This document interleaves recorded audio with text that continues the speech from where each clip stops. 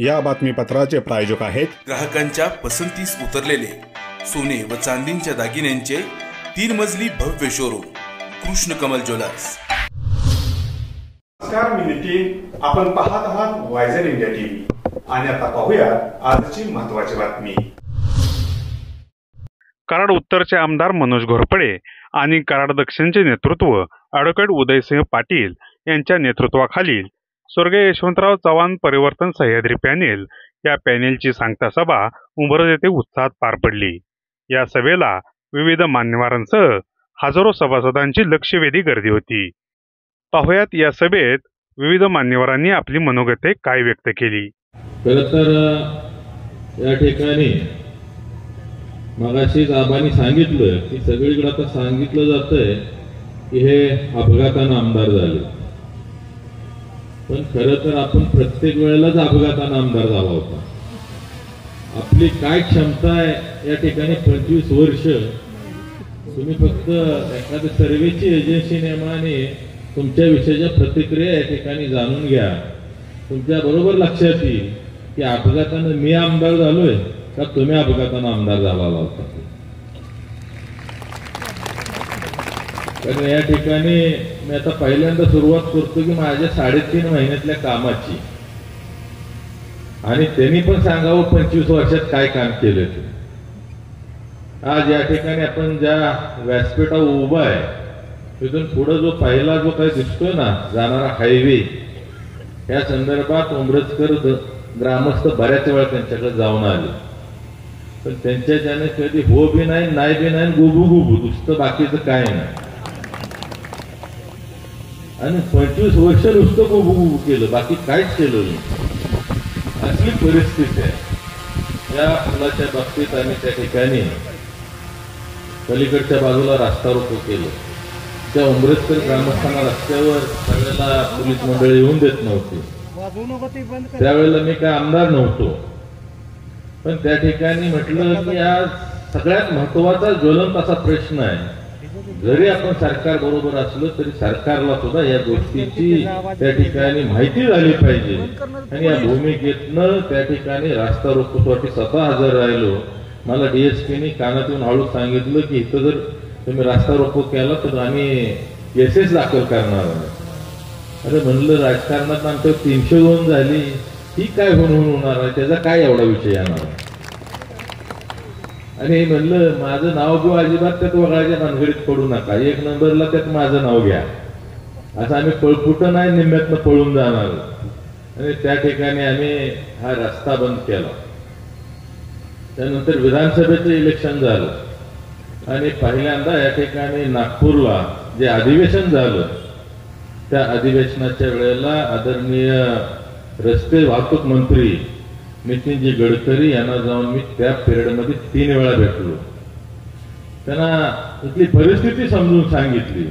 त्यांना अगोदर असं वाटलं की सेगमेंटल ब्रिज पाहिजे म्हणजे आरपार दिसायसाठी पाहिजे। त्यांना समजून सांगितलं की दोन्ही बाजूला जी काही बाजारपेठ आहे अजिबात बाजूला सरण्यासाठी या ठिकाणी जागा नाही।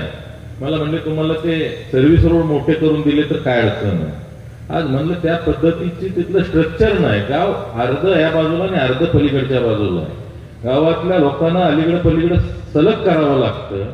त्याच पद्धतीनं या ठिकाणी 3 साखर कारखाने या पट्ट्यामध्ये आहेत, 3 जिल्हा मार्गामधून जातात। आणि हे ऐकून घेतल्यानंतर त्यांना ते योग्य बाजू वाटली आणि त्या ठिकाणी त्यांचे ठेंग म्हणून त्या ठिकाणी एक तांत्रिक सल्लागार आहे, त्यांना दुसऱ्या दिवशी बोलवून घेतलं आणि समोर त्या ठिकाणी आम्ही चर्चा केली। त्यांना ते योग्य वाटलं, त्यांनी त्यांना तिथं व्हिजिटसाठी त्यांना पाठवलं आणि त्या माध्यमातून या ठिकाणी जुनं जे काय बोगदे मोठे करण्याचं होतं, बाकीची कामं होती, त्याला त्या ठिकाणी त्यांनी स्थगिती दिली। ते काम या कॉन्ट्रॅक्ट मधून काढून टाकलं आणि त्यानंतर या ब्रिजचं नवीन डीटीपी बाकीच्या गोष्टी या ठिकाणी चालू आहेत आणि येणाऱ्या मे महिन्याच्या एंड पर्यंत या ठिकाणी या 360 कोटीचं टेंडर या सेगमेंटल ब्रिजचं या ठिकाणी होईल। आम्ही 1 महिन्याच्यात हे केलं। त्यानंतर या विभागाचा सगळ्यात ज्वलंत प्रश्न मगाशी बाबांनी सांगितलं की या ठिकाणी अंधारवाडी वगैरे या गावांना स्कीम बंद पडल्यामुळे पिण्याच्या पाण्याची सुद्धा अडचण झाली. ती लोक त्यांच्याकडे गेली, बाबा ही स्कीम जर उद्या बंद पडली तर या ठिकाणी आमचं जगणं मुश्किल होईल, तर तुम्ही याला काहीतरी आर्थिक मदत केली पाहिजे, त्यामध्ये काहीतरी मार्ग काढला पाहिजे. तर त्यावेळेला मंत्री होते, मंत्रिपदाची हवा डोक्यामध्ये होती.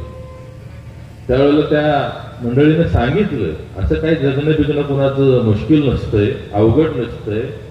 एक काम करायचं, डबा घ्यायचा आणि सेंटरिंगच्या कामावर जायचं. सेंटरिंगच्या कामाला लेबर मिळत नाही. आज एका जबाबदार मंत्र्याचं हे उत्तर आहे का हो? त्या ठिकाणी त्यानंतर त्या मंडळीने आम्हाला गावामध्ये बोलवलं. आमचे सहकारी पण त्यावेळेला होते. लांब लचक भाषणं केली त्यांनी, तिथनं असं करू, तिथनं तसं करू. आता मी भाजपमधला त्यावेळेला सिनियर होतो, आमदार नव्हतो आणि काही मंडळी जिल्हाध्यक्ष पण नव्हते. त्यामुळे आता शेवट माझी वेळ असायची. थांबा म्हणला, तर तुम्हाला जे पाहिजे ते देणं गरजेचं आहे. त्या लोकांना सांगितलं की या ठिकाणी उद्या सकाळपासून तुमच्या गावामध्ये टँकर येतील आणि जोपर्यंत तुम्हाला या ठिकाणी पाण्याची गरज आहे तोपर्यंत मी माझ्या खिशातनं या ठिकाणी तुम्हाला ते टँकरनं पैसे. आणि जवळपास 4 ते 5 महिने त्या ठिकाणी मी पाणी दिलं. त्यानंतर जलजीवन मिशनच्या स्कीम होत्या, त्या काही तारळी नदीवर शिफ्ट केल्या आणि त्या माध्यमातून आज त्यांचा पिण्याच्या पाण्याचा प्रश्न या ठिकाणी मिटला. आम्ही हे केलं. आज त्या ठिकाणी पाल इंदोली उपसा सिंचन ह्या विभागाचा अतिशय ज्वलंत प्रश्न आहे. ज्या दिवशी पाल या ठिकाणी प्रचाराचा शुभारंभ केला आणि त्या शुभारंभाला आदरणीय देवेंद्रजी फडणवीस साहेब त्या ठिकाणी आले होते आणि त्यांना त्या ठिकाणी सांगितलं, त्यांना समजून दिलं की या ठिकाणी हा प्रश्न अतिशय महत्वाचा. देसाई साहेबांनी ह्याच तारळी नदीवर 100 मीटर हेडला 5 LIS मंजूर करून त्या ठिकाणी कार्यान्वित केलेले आहे. परंतु आमचा कारडोत्तरचे आमदार झोपलेले असल्यामुळं 25 वर्षात त्यांच्या ज्यांना काही 100 मीटर हेडला कसलंही काही झालेलं नाही. तर त्यांना मी माझ्या भाषणामध्ये सांगितलं की आमच्या या विभागातील जनतेला तुम्ही शब्द द्या खंडोबाला स्मरून की या ठिकाणी आमचं सरकार आलं की आल्यानंतर लवकरात लवकर या ठिकाणी 100 मीटर हेडची मी परवानगी देतो. आणि त्यांनी त्या ठिकाणी शब्द दिला. आमच्या जनतेनं पण त्या ठिकाणी त्याच्यावर विश्वास ठेवला आणि ह्या 2 जिल्हा परिषद गटात 9000 मताचं लीड या ठिकाणी मला दिलं गेलं.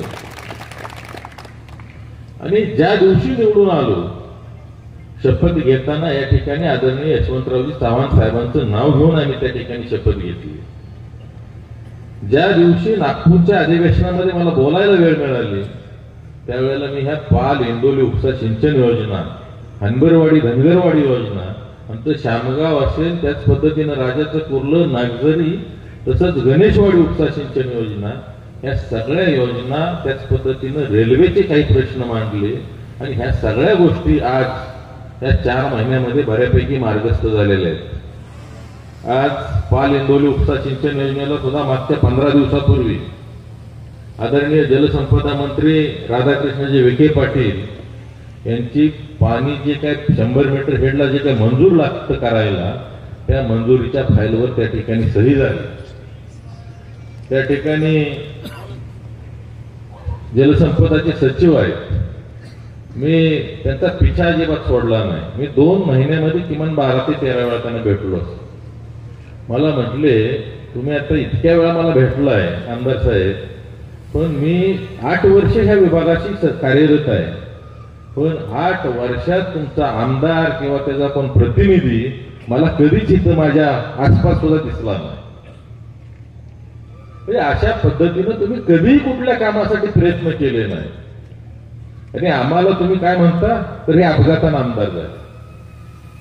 अरे आज या पाल इंदोली उपसा सिंचन योजनेचा सर्वे येणाऱ्या 1.5-2 महिन्यामध्ये चालू होतोय. त्याच्यासाठी लागणारं ही टेंडर काढतोय सर्वेसाठी. ही काम आम्ही या ठिकाणी 4 महिन्यामध्ये केलं. आज हनबरवाडी असेल, धनगरवाडी योजना या ठिकाणी म्हणजे 3.5 महिन्याची योजना पूर्ण झाली का, तर या ठिकाणी 2014ला आदरणीय देवेंद्रजी फडणवीस साहेबांचं सरकार या ठिकाणी आलं आणि खऱ्या अर्थानं त्यावेळेला 14 पासून चंद्रकांत दादा या विभागामध्ये असायचे. त्यांच्या माध्यमातून या ठिकाणी हनबरवाडी आणि धनगरवाडीसाठीचा निधी आम्हाला ज्या पद्धतीनं जमल त्या पद्धतीनं आणला आणि खऱ्या अर्थानं आमदार झाल्यावर या 3.5 महिन्यामध्ये या कामांना फार मोठ्या प्रमाणावर गती दिली. कारण माहित आहे की या ठिकाणी ज्या वेळेला मार्च महिना येतो त्यावेळेला या विभागाचा पिण्याच्या पाण्याची अडचण होत असते आणि त्या तडफेनं या ठिकाणी ही योजना धनगरवाडी चालू केली. आणि आज सुद्धा कुठलीही या ठिकाणी कालवा पाणी वाटप समितीची बैठक असली तर त्यामध्ये आमचे प्रश्न आम्ही या ठिकाणी मांडत असतो. आज राजाचपूरला असेल, पारगाव आहे, शामगाव आहे, त्याच पद्धतीनं पाचुंद आहे, या गावांसाठी त्याच पद्धतीनं पलीकडे गोरेगाव, पुसेसावळी, नागझरी यासाठी 40 लाख रुपये सर्वेसाठी मंजूर केले. येणाऱ्या 8 दिवसामध्ये त्याचं सुद्धा या ठिकाणी सर्वेसाठीचं ई टेंडर निघेल आणि ह्याचा सर्वे चालू होईल. आम्ही 3.5 महिन्यात हे केलं. आज या ठिकाणी मी 15 मिनिटं तुम्हाला सांगतो की काय केलं. आज ही 1-1 तास भाषण करतात, पण अख्ख्या भाषणात त्यांनी सांगावं की ह्या कराड उत्तरमध्ये मी ऐतिहासिक हे केलं. सांगू शकत नाहीत कारण 25 वर्ष पेंगत आणि झोपत काढली. ना कारखान्याकडे लक्ष आहे, ना घराकडे लक्ष आहे, ना कुठंच लक्ष आहे. आणि ही वस्तुस्थिती आहे. या ठिकाणी खरं तर बोलण्यासारखं फार आहे, पण आज मलाच वेळ कमी ठेवला तुम्ही. आणि सगळ्यात महत्वाचं म्हणजे आपल्याकडे आता फक्त उद्याचा दिवस राहिला, त्यामुळे तुम्हाला बी आज जास्त जागून उपयोग नाही. उद्याच्या दिवसात 1-1 सभासद तुम्हाला परत एकदा गाठायचे आहे. त्याला आपलं जे चिन्ह आहे छत्री, हे छत्रीचं चिन्ह समजावून सांगायचे आहे.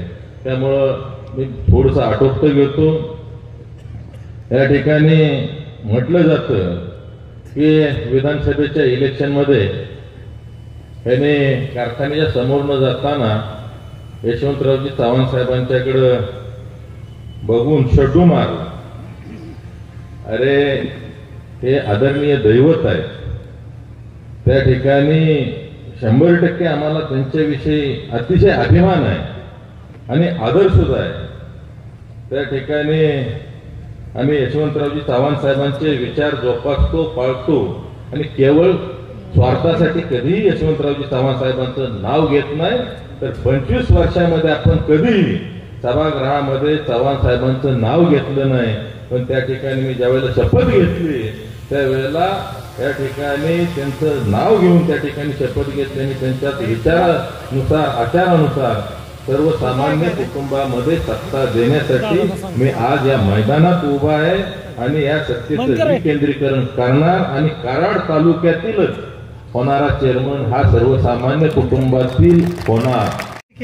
आणि या ठिकाणी जर आपण पाहिलं तर आपण चव्हाण साहेबांच्या पुतळ्याची किती विटंबना केली हे प्रत्येक सभासदाला माहिती. कायम त्या ठिकाणी साखरेची पोती बाजूला लावायची. बरेच दिवस बाजूला सगळं भंगार पडलेलं होतं. पण ज्या दिवशी आमदारकी गेली ना त्या दिवशी त्याची सुचलं की आता भंगार बिंगार सगळं उचललं पाहिजे. नाहीतर जशी वादळात आमदारकी गेली तशी परवाच्या स्फोटात 100% बॉयलरचा जे स्फोट झाला ना ESPचा, त्यात कारखाना 100% जाणार आहे. मी तुम्हाला सांगतो. आणि तुम्ही काय करता, निवडणूक आली की त्यावेळेला पुरता दर देतात ऊसाचा आणि इतर वेळेला मात्र दराचं बाकीचं काय विषय नसतात. तुम्ही आजपर्यंत जर 5 वर्षाचा रेकॉर्ड काढा त्यामध्ये तुम्हाला प्रत्येक वेळेला जाणवल ज्या वर्षी इलेक्शन आहे त्या वर्षापुरता दर द्यायचा. त्या कारखान्यामध्ये जे काही कामगार आहेत ते गेले अनेक वर्ष काम करतायत, पण त्यांना आज अखेर तुम्ही परमनंट सुद्धा केलेलं नाही. आणि या ठिकाणी ज्या वेळेला उद्या आमच्याकडे सत्ता येईल त्यावेळेला एकाही कामगारावर, कुठल्याही कामगारावर आकसानं कसली कारवाई करणार नाही. त्यांना त्या ठिकाणी परमनंट जे पात्र कामगार आहेत त्यांना 100% आम्ही परमनंट करणार. त्यांना त्यांचे न्याय हक्क त्या ठिकाणी देणार. आणि ज्यांनी गावातले जमिनीचे दर वाढवलेत ना त्यासनी मात्र 100% सोडणार नाही. का तर त्यांनी तिथं गावात ज्या ज्या कामगार ठराविक विषयाचा नंतर टोळका आहे त्या गावात 10 गुंठ निघू देत, 10 एकर निघू देत, 15 एकर निघू देत, दुसऱ्याला घेण्यासारखा दरच त्यांनी ठेवलेला नाही. पण 100% सगळं खाल्लेलं सुद्धा पण सरकार आपल्याकडे आहे, काळजी करू नका. कारण यांची जी काही विचारसरणी फार विचित्र आणि विकृत अशा पद्धतीची ही विचारसरणी आज जर आपण बघितलं तर त्यावेळेला म्हणतात की सह्याद्री चालवणं ही फार अवघड गोष्ट आहे. अरे या ठिकाणी तुम्ही आज 3.5 वर्ष झाले एक्सपान्शन करताय, पण आम्ही पडळच्या माल रानावर ज्या दिवशी नारळ फोडला त्या दिवसापासून 11व्या महिन्यामध्ये त्या ठिकाणी आम्ही साखर काढलेली आहे. त्यामुळं तुम्ही किती कर्तबगार आहे, आमच्याकडे काय कर्तबगार आहे ही सांगायची गरज नाही. आणि तशा ठिकाणी 12 महिन्याचा ऊस असतो सगळा, 11-12 महिन्याचा. त्या ऊसाला सुद्धा आम्ही गेल्या वर्षी 3051 रुपये दर दिलाय आणि तुम्ही 20 महिन्याच्या ऊसाला 3100 रुपये दर दिला. मला जर सगळा ऊस जर असा दिला ना इथनं नेऊन पडळला 3500 रुपये दर दिला. म्हणजे अशा पद्धतीचं या ठिकाणी आज सह्याद्रीला तर या ठिकाणी दर देणे का फार अवघड गोष्ट नाही. ठीक आहे, आता तुम्ही 500 कोटीचा बोजा करून ठेवलाय त्याच्यावर, पण तो फेडणं सुद्धा काय फार अवघड असं समजायचं कारण नाही. त्याला मनगटामध्ये ताकद असल्यानंतर या ठिकाणी 17-18 लाख क्रशिंग केलं की हा बोजा 1-2 वर्षाच्या खाली त्यांना 7,500 सुद्धा कारखाना चालवता येत नाही. तुम्ही इतर वेळेला बघा हे काय सांगतात, कारखान्याची कॅपॅसिटी काय तर 10,000 टनाची कॅपॅसिटी आहे. आज तुम्ही ॲव्हरेज जर काढलं तर 7,000-7,500 टनाच्या वर या ठिकाणी कधी क्रशिंग झालेलं आपल्याला पाहायला मिळत नाही. आणि ते करताना सुद्धा 1,500च्या सोनेराच्या टोळ्या आणाव्या लागतात आणि त्यानंतर मग या ठिकाणी यांचं 7,000-7,500 क्रशिंग चालतं. तुम्ही म्हणताय तर 11,000 टोळणार आहे. अरे टोळ्या कुठून आणणार, तुम्हाला 7,000ला तुम्हाला टोळ्या मिळत नाही. पण आम्ही असल्या दुष्काळात 6,000 कारखाना चालवतो. तुम्हाला 100% सांगतो की हा कारखाना आपण 12-13 हजारानं तुम्हाला चालवून जातो. आणि जे काय ऊस प्रत्येक वेळेला काडी लावून जी न्यायची पद्धत आहे, आज अडसाली ऊसाला सुद्धा इथं बसलेल्या सगळ्यांनी काडी एकदा लावलेली आहे आणि तशा पद्धतीने त्या ठिकाणी आपला ऊस गेलेला आहे. त्यामुळं तो ऊस कसल्याही परिस्थितीत फेब्रुवारीच्या आत अडसाली सगळा जो ऊस आहे तो या ठिकाणी आम्ही 100% संपवण्याचं नियोजन करू आणि त्या माध्यमातून शेतकऱ्याला दिलासा देण्याचा प्रयत्न करू. आज फेब्रुवारीपर्यंत जर अडसाली ऊस गेला तर ऑटोमॅटिक फडवा ऊस सुद्धा शेतकरी आपल्यासाठी ठेवतील. पण मेलाच जर अडसाली ऊस जाणार असला तर फडवा तुम्हाला ठेवून काय जुलैमध्ये गाळायचा का ऑगस्टमध्ये गाळायचा, ही परिस्थिती आहे. आज तुम्ही म्हणता की 2014ला आदरणीय देवेंद्रजी फडणवीस साहेबांचं सरकार आलं आणि मला त्या ठिकाणी परवानगी मिळाली नाही. अहो पण 2009 सालापासून तुमच्याकडं 6,000-12,000 हेक्टर पर्यंत ही नोंद होत होती, पण तुम्ही ते या ठिकाणी ऊस उचलू शकत नव्हता. आणि या ठिकाणी त्याच्या अगोदर जर बघितलं तर तुमच्याकडे सरकार तुमचंच होतं. आज तुम्ही 17.5 वर्ष 25 वर्षातली कायम सत्तेमधले आमदार होता, पण तुम्हाला काय करण्याची मानसिकता या ठिकाणी तुमची नव्हती. त्यामुळं तुम्हाला मी सांगतो की या ठिकाणी ह्यांच्या 35 वर्ष या ठिकाणी चेअरमन आहेत.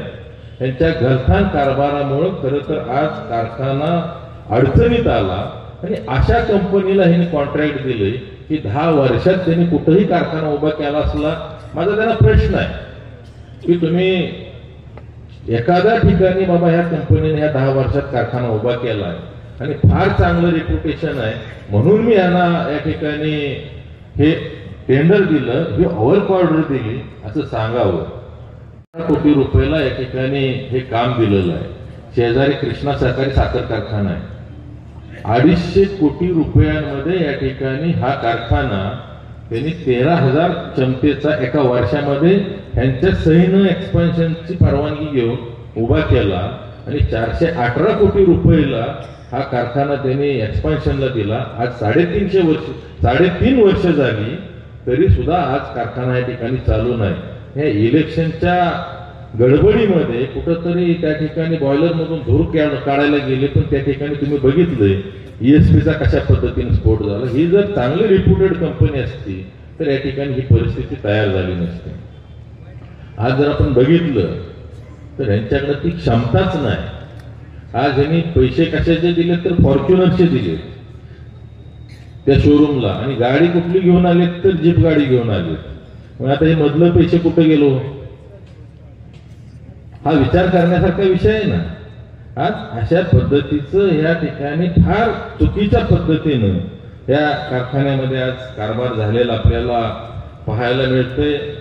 आज माझा त्यांना पहिला प्रश्न आहे की आज या ठिकाणी बसलेल्या प्रत्येक शेतकऱ्यानं माफीनामा लिहून दिलेला आहे. आज हा माफीनामा लिहून घेऊन नक्की कारखान्याला काय फायदा झाला, काय 10-20 कोटी रुपये त्यातनं माफीनाम्याबरोबर आले का, तर काही झालं नाही. हे त्यावेळेला मंत्री होते, त्यांच्या डोक्यात मंत्रिपदाची हवा होती.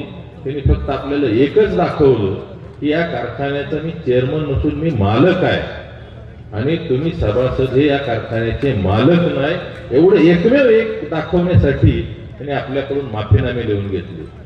कधी या कारखान्याच्या प्रचाराच्या निमित्तानं गेलं की मला असं वाटलं की आता थोडंसं माफीनामा शेतकरी विसरले असतील, पण राहिला तर हळूच काना देऊन सांगतील तेवढं माफीनाम्यावर बोला, अजून आमच्या डोक्यातनं तो माफीनामा गेला नाही.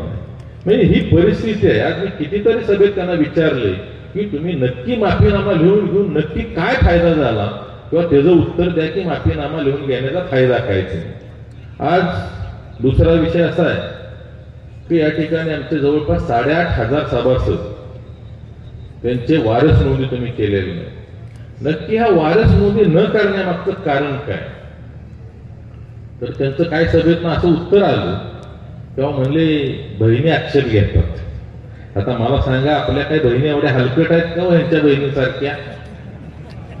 एका मिनिटात या ठिकाणी आपल्याला हक्क सोडपत्र करून देतात, आणि हे काय म्हणतात तर बहिणी अहो आज एवढी मोठी प्रॉपर्टी त्या भावाचा कधी मन दाखवत नाही, आणि तुमचा फक्त 15,000चा शेअर त्याच्यामध्ये त्या कशाला मन दाखवतील. म्हणजे आज तुमच्यासारखं सगळं जग नाही, फार दिलदार माणसं या ठिकाणी, शेतकरी इतकं दिलदार कोण नसतंय. मग आज त्यांना 8,500 लोकांना या ठिकाणी वंचित ठेवण्याचं एकच कारण आहे की तुम्ही बाकीचं काय नाही, तुम्ही सभासद म्हणून राहा, पण तुम्हाला मतदान नाही करता आलं पाहिजे. आता 8,500 म्हणजे 38,000तली 30,000च मताला आले. पुढच्या इलेक्शन पर्यंत 2-5 जाती ती परत 25, परत 20, असं करत करत या ठिकाणी या संस्थेवर कंट्रोल करायचं. त्याच्यापेक्षा तुम्ही कारभार जर नीट केला असता तर 50 वर्ष लोकांनी दिलीच ना तुम्हाला. परंतु या ठिकाणी तुमचा जो काय हा ढिसाळ कारभार आहे, ह्या ढिसाळ कारभाराला कंटाळून खऱ्या अर्थानं त्यावेळेला जनतेनं हे इलेक्शन हातामध्ये घेतलं. मी आज तुम्हाला सांगतो की आज मागच्या वेळेला मी 10 वर्षापूर्वी सहकारी साखर कारखान्याच्या निवडणूक लढवली होती, आणि आम्हाला सुद्धा पॅनल त्यावेळेला पूर्ण करता आलं नव्हतं. 20च त्या ठिकाणी संचालक पदासाठी उमेदवार आम्ही उभे केले होते. परंतु लोक दारामध्ये गेल्यानंतर म्हणायचे इलेक्शन लावलं पाहिजे, पण तुम्ही उभं राहा असं म्हटलं की मात्र सभासद म्हणायचे तेवढं काय सांगू नका, मतं देतो. म्हणजे ती परिस्थिती होती. ह्या वेळेला तर थांबवता मला नक्की न आलं. म्हणजे आज माणसाची मानसिकता बदललेली आहे, लोकांना एक फार मोठी चीड आहे. त्यावेळेला सुद्धा लोकांनी मतं दिली, जवळपास 9,500 मतं दिली. त्यावेळेला ती मतं काही कमी नव्हती, पण त्यानंतरचा जो काय कारभार आहे हा अतिशय गलथान अशा पद्धतीचा कारभार आहे. त्यामुळं जसं विधानसभेचं इलेक्शन या ठिकाणी लोकांनी हातामध्ये घेतलं होतं, जनतेनं हातामध्ये घेतलं होतं, त्याच पद्धतीनं यावेळेला या ठिकाणी जे कारखान्याचं इलेक्शन आहे ते आमच्या सर्व सभासदांनी हातामध्ये घेतलं. ज्या ज्या ठिकाणी जाईल त्यावेळेला पहिल्यांदा लोक, म्हणजे मी विधानसभेला निवडून आलो, विजयी सभेसाठी त्या ठिकाणी बोलवलं की प्रत्येक ठिकाणी आदर सत्कार करताना लोक पहिली म्हणायचे ह्यावेळेला कारखाना तेवढा लढला पाहिजे, यांचं आधी चाललंय, हे कुठंतरी थांबवलं पाहिजे. मी आज सांगतो तुम्हाला, मी विधानसभेच्या इलेक्शनच्या वेळेला सुद्धा सांगत होतो, मी 40-50 हजारांना आपल्या मताच्या ताकदीच्या जोरावर या ठिकाणी निवडून येणार आहे. त्याच पद्धतीनं आता सुद्धा सांगतो की जे मी संपूर्ण गावोगाव त्या ठिकाणी मी गेलोलो आहे, त्या ठिकाणी मतदारांच्यातली उत्स्फूर्तता बघितली. आज मी तुम्हाला सांगतो 5 ते 7 हजारच्या फरकानं या ठिकाणी आपल्या छत्रीचं यशवंतरावजी चव्हाण साहेब परिवर्तन पॅनल या ठिकाणी 100% निवडून येणार. कोणाला 95% दिला नाही, फक्त त्यांच्या चिरंजीवाला बहुतेक पोटात असताना त्यावेळेला दिला असेल. आपल्याला म्हणलं की चेक बंद आहे, पण या ठिकाणी ज्या सभासदांच्या नावावर 5 शेअर्स 4 शेअर्स आहेत आणि त्यांना 2 मुलं आहेत, कोणाला 3 मुलं आहेत, ते रक्ताच्या नात्यामध्ये या ठिकाणी आम्ही त्या सगळ्या सभासदांना ते शेअर्स डिवाइड करून देणार आणि या ठिकाणी या कारखान्यामध्ये त्यांना सुद्धा आम्ही भागीदार करून या ठिकाणी घेण्याचं धोरण आमचं या ठिकाणी 100% आहे. आज ऊसाच्या बाबतीत एवढं राजकारण चालतं, नोंदीपासून घोळ चालू असतो, कोणालाच कधी तारीख टाकून नोंद दिली जात नाही. आज आमची भूमिका आहे की ज्या ज्या ठिकाणी हे गट ऑफिसेस आहेत त्या गट ऑफिसला दर 7 दिवसानं कन्फर्म झालेल्या नोंदी त्या ठिकाणी बोर्डवर लावल्या जातील, आपल्याला व्हॉट्सअपवर टाकल्या जातील, की ज्या माध्यमातून आपल्यावर ऊस तोडीच्या बाबतीत कसलंही राजकारण आणि अन्याय होणार नाही अशा पद्धतीचं नियोजन आपण या ठिकाणी करणार आहोत. आज मोफत साखरेच्या बाबतीत बोलायचं झालं तर या ठिकाणी तुम्ही बघितलंय, आमदार त्या ठिकाणी आमदारकी जायच्या अगोदर 1 वर्ष आणि 7 रुपयाची साखर 10 रुपये गेली, त्यावेळेला परवडत नव्हते. आणि ज्या दिवशी आमदारकी गेली की तुम्हाला ही कुठलं सुबुद्धी सुचली, त्याच्या अगोदर तुम्हाला परवडत नव्हते आणि एका झटक्यात मोफत करून टाकली. पण ती एप्रिल महिन्यामध्ये आपणच ती साखर मोफत आपल्याला घरपोच देणार आहे, एवढं या ठिकाणी मी या सभेच्या माध्यमातून सांगतो. आज कामगारांच्या बाबतीत मी मगाशी सांगितलंय, आक्षानं कोणावरही कारवाई करणार नाही. त्या ठिकाणी योग पात्र कामगाराला या ठिकाणी 100% न्याय देणार आहे, त्यांना या ठिकाणी परमनंट करणार आहे. आणि आज बऱ्याच वेळा माझ्याकडे तक्रारी येतात, अहो हे या ठिकाणी प्रचार करतायत कामगार, त्यांना सांगितलं जरा तुम्ही थांबा, जी त्यांच्या फार विश्वासातले त्यासनी विचारा हे काय सांगते, तिथे येऊन सांगते की बदल केला पाहिजे. आणि काय अशी मंडळी आहेत की जी समोर दिसली तरी सभासदाच्या मस्तकाची शिर हलते. त्यामुळं ही चाललं ही अतिशय योग्य पद्धतीनं चाललंय. आज आपल्याला विधानसभेला सुद्धा या मंडळींनी मतं दिली. ह्या वेळेला 100% आपल्याला कारखान्याला सुद्धा 100% ही कामगार मंडळी आपल्याला सहकार्य करणार आहे. आणि मला खात्री आहे की आज त्यांचं सुद्धा फार मोठ्या प्रमाणावर पिळवणूक केलेली आहे. बऱ्याच ठिकाणी आज बघतो सगळी कॉन्ट्रॅक्ट सिस्टीम यांनी करून टाक, फक्त बागॅस आणि शुगर हाऊस जर सोडलं हमालीचं तर बाकीचे सगळे कामगार आहे या ठिकाणी सह्याद्रीच्या पेरोलवर आपण घेणार आहे. त्यांना ESI असेल, त्याच पद्धतीनं त्यांचे PF असेल, ह्या सगळ्या गोष्टी आपण या माध्यमातून व्यवस्थित क्लिअर करणार आहे. आज जर आपण पाहिलं तर 2000 सालापासून यांच्याकडे मोठ्या प्रमाणावर नोंद होती, पण यांना आजपर्यंत एक्सपान्शन करायचं सुचलेलं नाही. आता सुद्धा केलं एक्सपान्शन, ते आपल्याला टेक्निकली साऊंड असणाऱ्या माणसांच्या कडूनच चालवावं लागेल आणि त्यांच्याकडं 100% ही काय क्षमता नाही. आज 17-18 लाख टन क्रशिंग करू, लवकरात लवकर हा कारखाना कशा पद्धतीनं कर्जमुक्त करता येईल त्याचं नियोजन करू आणि त्या माध्यमातून येणाऱ्या काळामध्ये शेतकऱ्याला या महाराष्ट्रातला 1 नंबरचा दर देण्याचा मॅक्झिमम प्रयत्न करू की जो ह्याने आजपर्यंत कधी दिला नाही, परंतु जास्तीत जास्त दर या ठिकाणी आपल्याला दिला जाईल. आज आपण जर पाहिलं तर कारखान्याच्या आजूबाजूला 10 किलोमीटर एरियामध्ये त्या ठिकाणी भाजीपाल्याचं पीक करतायत. लोक वाट बघतात हा कारखाना कधी बंद होतो का, तर एवढ्या मोठ्या प्रमाणावर काजळी आणि त्या ठिकाणी राख जात असते आजूबाजूला. ऊसातनं दारं बघायला जरी आज गेलं तर काळाकुट्ट होऊन माणूस येतो. अशा पद्धतीची परिस्थिती त्या 10 किलोमीटरमध्ये आहे. मला एक दिवस उत्तर कोकणात जेवायला बोलवलं, त्या ठिकाणी नळ सोडला तर काळं पाणी यायला लागलं. अरे म्हणजे हे काय येते, म्हणजे हे दाखवासाठी तर तुम्हाला आणलं आणि तुम्ही पहिलं इलेक्शन लढवा म्हणले इथं सत्तांतर करा, आमच्या पहिल्या राखेचा बंदोबस्त करा. पण आज राखेचा बंदोबस्त करणं हे काय अवघड नाही. राखेचा बंदोबस्त करायचाच त्याची पाठ फुटलाय.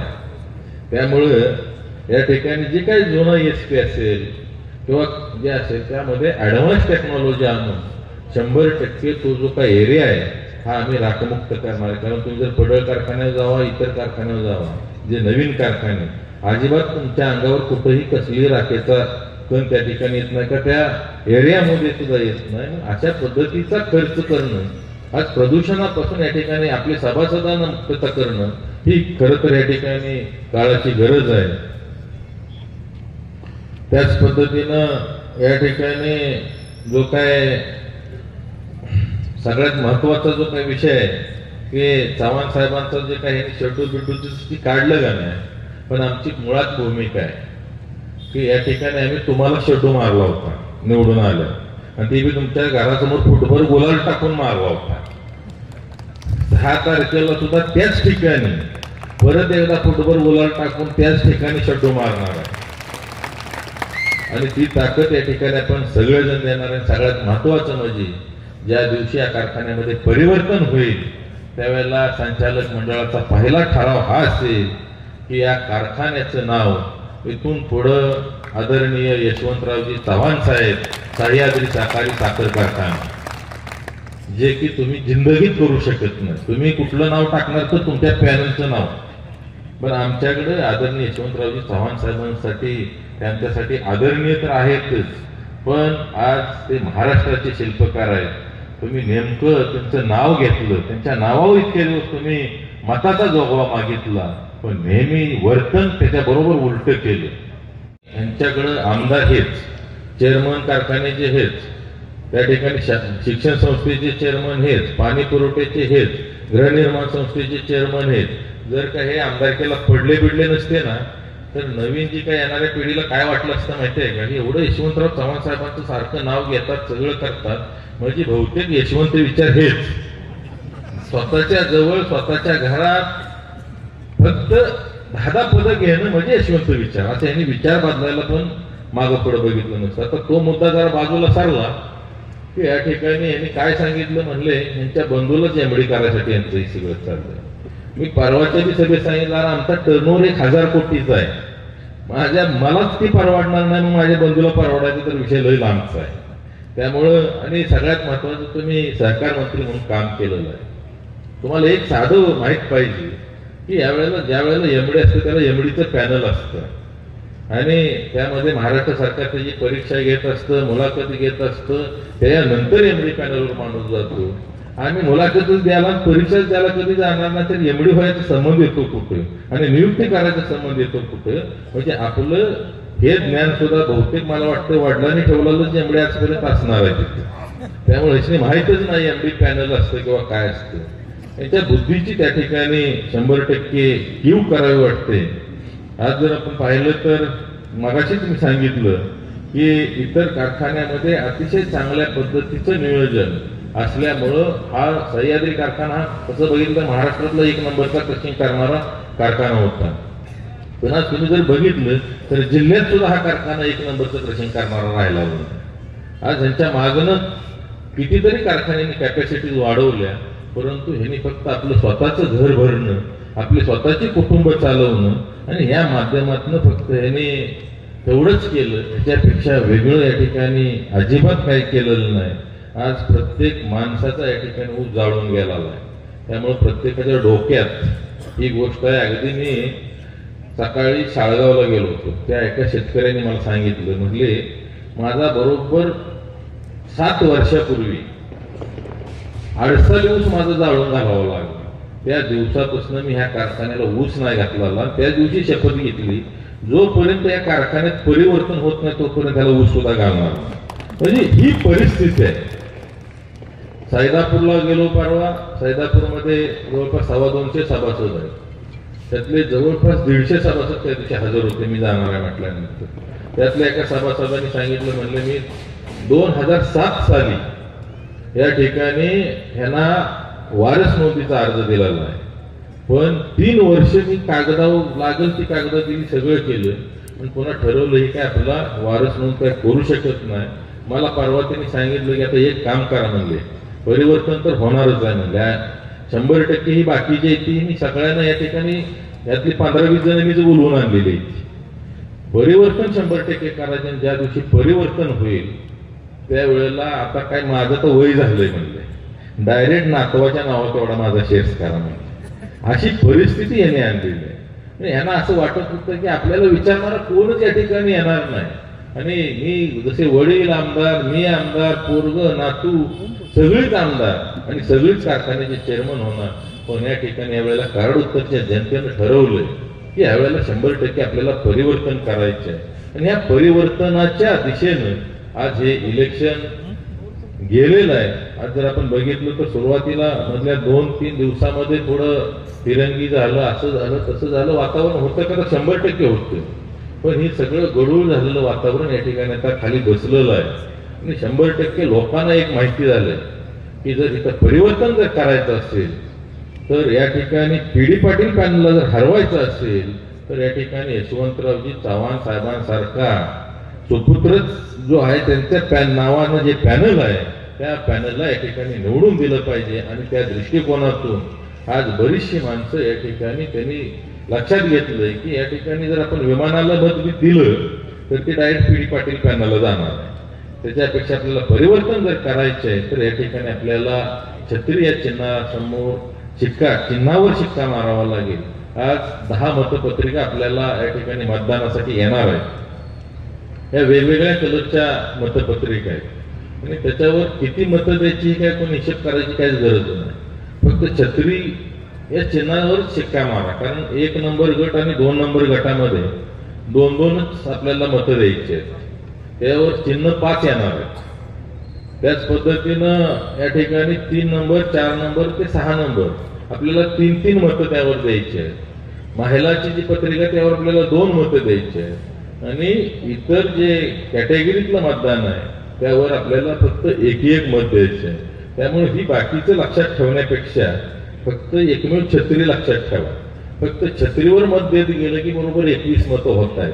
आणि हे सांगणं फार गरजेचं आहे. कारण बऱ्याच वेळेला ज्यादा मतपत्रिका असल्या की त्यामध्ये कोऱ्या जाण्याची शक्यता फार असते. आणि त्यासाठी उद्याच्या दिवसामध्ये आपण प्रत्येक सभासदाला या ठिकाणी समजून सांगणं गरजेचं आहे की आपल्याला या बाबा अशा पद्धतीनं मतदान करायचं. आज खरं तर या 10-12 दिवसामध्ये आपण सुद्धा सगळ्यांनी फार कष्ट घेतलेलं आहे. आता फक्त अजून 2 दिवस आपल्याला या ठिकाणी कष्ट घ्यायचे. उद्याचा दिवस आणि परवा दिवशीचा दिवस. ह्या 2 दिवसामध्ये आपल्याला शेवटच्या सभासदापर्यंत पोहोचायच्यापर्यंत एक 17,000 ते 18,000 सभासदांना डायरेक्ट भेटलो आहे.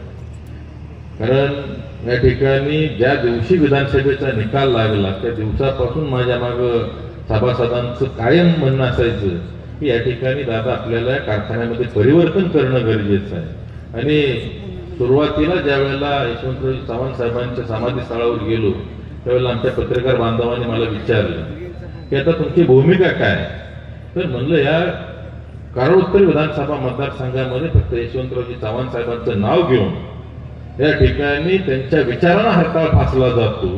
आज या ठिकाणी कराड उत्तर मधील सर्वसामान्य शेतकऱ्याच्या मुलाला या ठिकाणी आमच्या सगळ्या मतदारांनी आमदार केलेलं आहे. तर माझी पण या ठिकाणी जबाबदारी आहे की या कराड उत्तर मधल्या सत्तेचं विकेंद्रीकरण करायचं, यशवंतरावजी चव्हाण साहेबांचे विचार अंमलात आणायचे. आणि त्या भूमिकेतनं मी या ठिकाणी एका सर्वसामान्य शेतकऱ्याच्या मुलाला या सह्याद्रीचा चेअरमन आणि व्हाईस चेअरमन करणार आहे. ही माझी भूमिका असणार आहे. आणि त्यासाठी मी एक अगोदर सभासदांना विचारण्यासाठी सभा सुद्धा घेईन आणि त्यामध्ये सभासदांना विचारेन की बाबा चाललेला कारभार योग्य आहे का.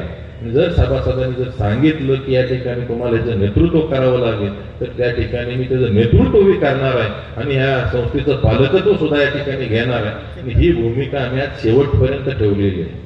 त्यामध्ये कसलाही बदल आजपर्यंत केलेला त्यामध्ये त्या ठिकाणी आम्हाला माहिती आहे की ह्यांना काय लागतं आणि कुठल्या मुद्द्यावर हे जाणार आहे.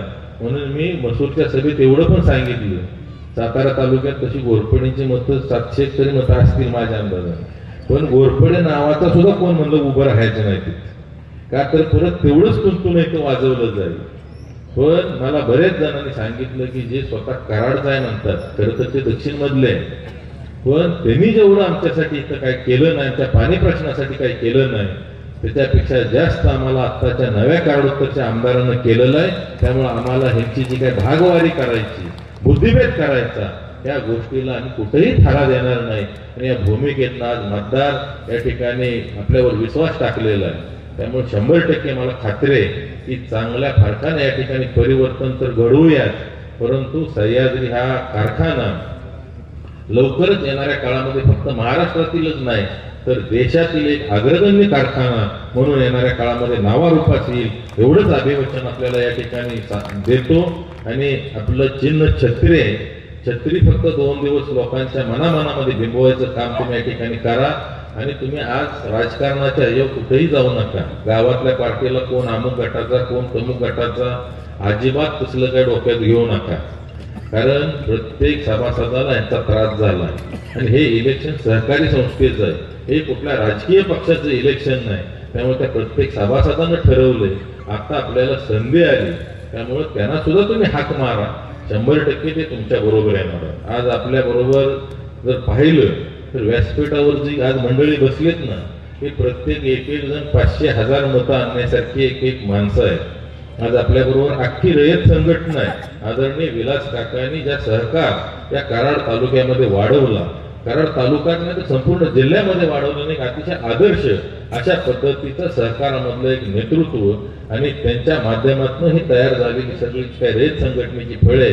त्याच पद्धतीनं आदरणीय उदयदादा हे आपल्या पाठीशी आहेत. ह्या माध्यमातून आपल्याला सहकारामध्ये हा सह्याद्री सहकारी साखर कारखाना अतिशय चांगल्या पद्धतीनं चालवून आणि या ठिकाणी यामध्ये परिवर्तन घडवून पुन्हा एकदा सभासदांना न्याय देण्यासाठी छत्रीच्या चिन्हावर शिक्का मारा. एवढंच आपल्याला या ठिकाणी अभिवचन देतो किंवा आपल्याला मागणी मागतो. जय हिंद, जय महाराष्ट्र. या बातमीपत्राचे प्रायोजक होते ग्राहकांच्या पसंतीस उतरलेले सोने व चांदीच्या दागिन्यांचे 3 मजली भव्य शोरूम कृष्ण कमल ज्वेलर्स. ही होती आजची महत्त्वाची बातमी. आपल्या परिसरातील ताज्या घडामोडी जाणून घेण्यासाठी आत्ताच आपण वायझर इंडिया टीव्हीला सबस्क्राईब करा व नोटिफिकेशन बेलवर क्लिक करून आमच्या नवनवीन अपडेट मिळवा. नमस्कार.